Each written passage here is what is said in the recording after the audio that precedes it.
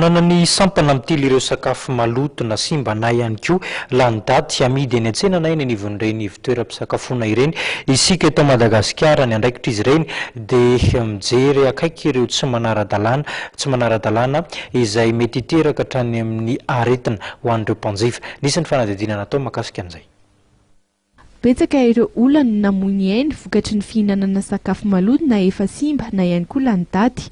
Ireny karazan-tsakafo mampidi-doza ho an'ny fahasalamana ireny indrindra no isan'ny tsirian'ireo mpiasa mpitsirika ny fahadiovana sy ny mahazo antoka ny sakafo izay fihinan'ny olona.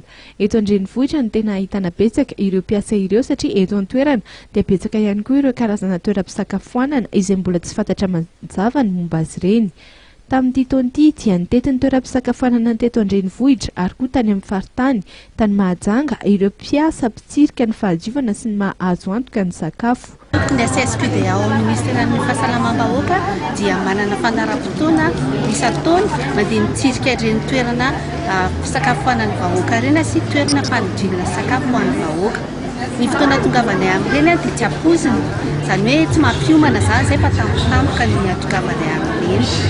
Dia mandeha izay na ho an'ny faritra eto Antananarivo renivohitra na eny amin'ny faritany, izany hoe any amin'ireo faritra roa amby roapolo. Ny tsy maintsy hananany toeram-pisakafoanana voalohany dia ny fananana fitaovana madio, mpiasa madio, ny toerana rehetra traesana madio ary ny sakafo ho ampiasaina azo antoka sy ara-pahasalamana, tsy simba, tsy lo ary ho an'ilay amin'ny fitaovana mivoja dia nahazo certificat de consommabilité tsy lany daty.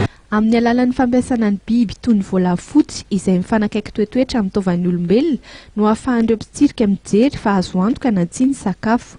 Isorohana indrindra ny mety ho fanapoizinana ara-tsakafo dia tokony hanana fahazarana manadio ny fitaovam-pihinanana ny rehetra, indrindra fa ny ao an-dakozia. Tokony hanadio ny tanana ihany koa rehefa hikarakara sakafo ary tsy tokony havela hisy biby ny toerana rehetra misy ny sakafo. Ny sakafo masaka tanteraka dia antoky ny fahafatesan'ny otrikaretina mampidi-doza ao anatiny.